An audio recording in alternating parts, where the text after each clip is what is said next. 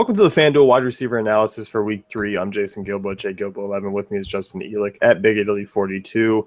Taking a look at cash, GPP, and value wideouts here. And you got a pretty wide range of options because there is a lot of value. Obviously, you kind of gloss over it, Antonio Brown, who's really the obvious play, but definitely some other guys you can look at as well. Yeah, I mean, Brown, this isn't to say that Brown isn't the top play, but like you mentioned, you're going to want to get some top, especially a couple running backs for safety up top, so you don't take a chance on those value guys. If you can get Antonio Brown, of course you lock him in. I don't even think it's close that he's a top option, especially if you're not including the Monday night slate with Cooks and Jones. Those guys are obviously great options too. But I think Randall Cobb's a great option this week. The Packers, huge team total. All this just idiots talking about Blaine Gabbert versus Aaron Rodgers and comparing stats, which is it just makes me angry, and I couldn't care less about the Packers in either. So I just think this is the perfect spot for the Packers to get back on track, have a huge game. We've seen some slugfests from these two teams over the years, some really disappointing games, but Jordy Nelson likely to see plenty of Darius Slay this week, and Randall Cobb really hasn't had really a single good game. I mean, 99 total yards in 2 weeks, but he has had 15 targets. I think if Jordy Nelson, who's obviously Aaron Rodgers' BFF, he's going to see some lockdown coverage at least at some point. I think we'll see more targets for Cobb. And, $7,100 I think is a fine option for a team that, should have no problem putting up plenty of points against this Lions secondary that, it's not a terrible secondary necessarily, but this is not a team that I'm shying away from, and I do think that Rodgers has a huge game here. Yeah, I definitely agree. I think at home against the Lions secondary, you talked about Darius Slay, who really is kind of the glue that holds that secondary together. If it takes Nelson out of play just a little bit and kind of focuses, more on Randall Cobb, who I like at 7,100. Highest team total on that main slate. That doesn't include the Monday night game, so you got to go look there. I like Cobb. I just like that price quite a bit. And obviously staying in the NFC North, you're looking at Stephon Diggs, who the price is really just kind of what makes it here. It's just 6,400, still way too cheap. Yeah, I mean, nobody wants to raise his price despite the fact that he's had one huge game and one really good game in a row, leading the league in receiving by almost 60 yards over. Of course, everyone knew Willie Snead would be number 2 in receiving after 2 weeks. But, Diggs he's finally emerged as a guy that, he looks like he's a legitimate top option.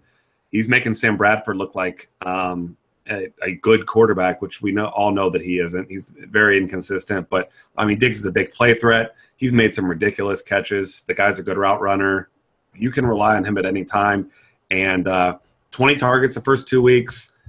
Panthers are still a defense that's a really good one, but obviously no Josh Norman anymore. This is still a defense that can be beaten through the air, and the Vikings don't have any other options. Now they've got no Adrian Peterson. They've got, Jerick McKinnon, Matt Asiata in that backfield, and I have zero faith in either of them this week. I think McKinnon, like we mentioned before, has upside, but you can't rely on either one of those guys. So I think Diggs is going to just see a ton of targets because that Carolina, they're going to put up points, not nearly like they did last week against still a pretty tough Vikings defense. But I think Diggs, like you said, the price alone and the volume, he's a very safe option, and he has upside too. Yeah, he definitely does. And you kind of mentioned, you look at this Panthers defense, obviously the loss of Josh Norman kind of bumps that secondary down a little bit. They haven't been great in the first 2 weeks. It's just kind of been more of the game flow that kind of takes things away from them. But I think you look here, we talked on the last pod about that offensive line not being able to really run the ball. I think that's going to really focus and kind of change this offense quite a bit. So take the advantage of this Diggs price while you can, because it will come up eventually, but not this week. Yeah. So, in terms of GPPs, guy you've been on for the last couple of weeks, Mike Evans, who's just been pelted with targets from Jameis Winston. He's a 6'5" wide receiver, as you mentioned here. He's just, a mismatch for pretty much anyone that goes up against him.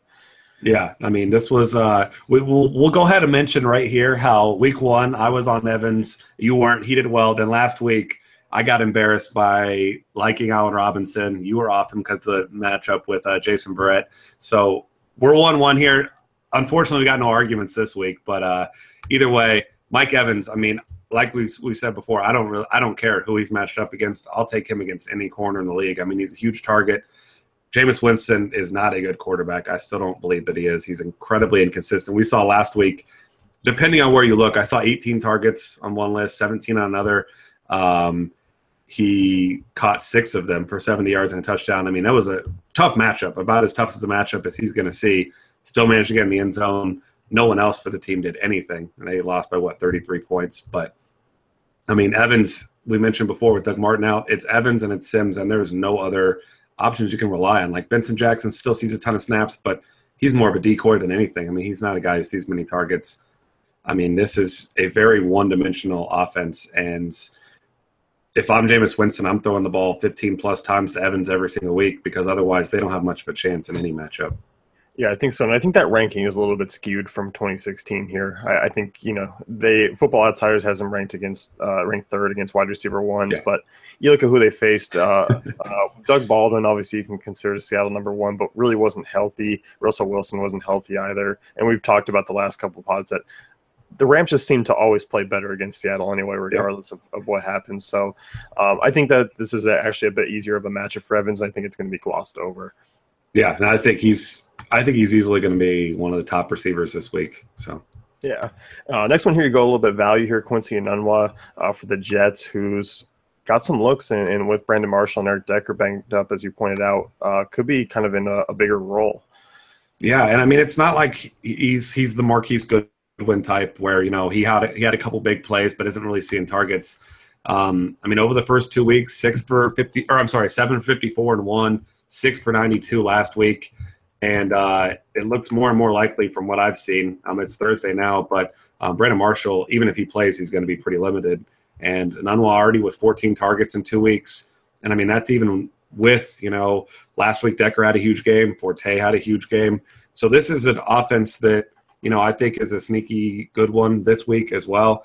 And I mean, outside of Marshall, Decker, Forte, and Nunwa, which it seems is a lot of players, there's no one. I mean, there's no secondary guys past these guys at all.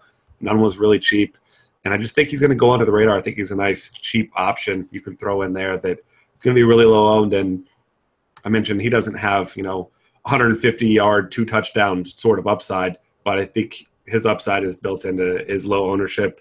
And even if Marshall does suit up, I think it might even be better for Nunwa have Marshall out there, but he's just going to be out there. We've seen it before with star receivers, kind of as a decoy. Targets if he goes. Yeah, definitely. And I think this Chiefs defense is just a little bit in terms of overrated. I think so. I think that's the word. Maybe not the word I was looking for, but I do feel like they're overrated to start the season. I think they just need to figure some things out. They'll get back on track eventually, but right now it just seems like they're such a targetable offense, and because they hold that name value, you're going to get guys against them at lower ownership. Yep. In terms of value, this game just seems like the all-value game anyway on both sides of the ball. And you're talking 2 wide receivers from Chargers and Colts. Philip Dorsett here first at $6K. I like him quite a bit. I think, with Moncrief out, he's going to be step into that number 2 role and play pretty well. Yeah, I mean, this was a guy that kind of expected was going to be, a number 2 receiver anyway. They drafted him in the first round, and I mean, really hasn't done much so far this season. He had only 1 catch last week. Obviously, that's the Broncos. You kind of, push that one aside and don't count that because most offenses against the Broncos are not going to have much success through the air. Probably the toughest pass defense in the league, and I don't even think it's particularly close. But either way, like you mentioned, high team total, almost 27 points there. Andrew Luck, not 100%, but either way, I mean, he threw the ball 87 times in the first 2 games. He's going to be throwing the ball a ton this week. No one can rely on Frank Gore. I don't know why anyone would pretend to. This is a team that's pass first, pass second, and then I guess you give Gore the ball when you got a 3-man front, and you got to respect the passing game. So he's kind of just the default option there, but there's no way I'm playing Gore in this game. It's the passing game, and that's it. And I think Dorsett's going to be one of the more popular plays this week, and he should be. Yeah, I think so too. Just because, one, I think his name holds a little bit more value. Obviously, we talked about the first-round pick. We'd expect him to come along. There was a first-round pick I didn't want as a Colts fan, but I think now you're looking at this depth and you're like, oh shit, I'm glad we got him because it would be bad. This is his chance. I mean, if he can't perform in the next couple of weeks with Moncrief out, I mean that's bust status all over again. Well, let's take it easy. I mean, this is about as prime of a chance he's going to get because eventually they're going to have a more consistent runner than Frank Gore. I mean, this is T.Y. Hilton's going to have a tough matchup this week. Yeah. I mean, this is the spot if there's ever going to be a spot for Dorsett this year. Yeah, it definitely is. He's got 6 weeks here to kind of prove that he's worth that pick. Travis Benjamin, another injury fill-in option. We saw his upside last week, just for 900 more. I think he's going to be another chalky value wideout, but obviously any wideout against this Colts secondary right now is just going to be kind of a plug and play. Yeah, I mean, it's hilarious to me that he's more expensive than Stephon Diggs, but either way, you're probably playing Diggs by default anyway. But Benjamin, we talked about him last week. He was an easy, cheap option on both sites.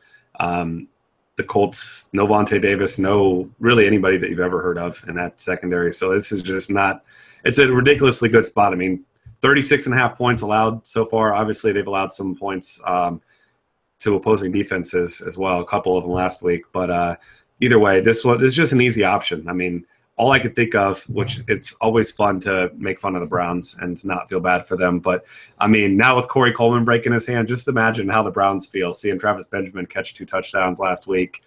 And, I mean, they've got Terrell Pryor as their number 1 receiver now. So, fortunately for San Diego, Philip Rivers just always finds a way to get it done. I mean, he seems like he hates everyone, wants to give everyone a dirty look all day. It's never his fault, but I mean, he goes out there and he gets the job done. So I think that the Chargers are going to be a team that you'd be a fool not to get yourself some Chargers shares this week. Yeah, I think so. Against that defense, that's what you're looking to really do, especially at the prices they kind of come in at. That's going to wrap things up here. I mean, there's a lot of wideouts I feel like we could really go on about, but I think these are the main ones that you really should be diving into. Yep. So that's going to wrap things up with the FanDuel wide receiver analysis. Be sure to check out DailyFantasyCafe.com for all the great tools and content.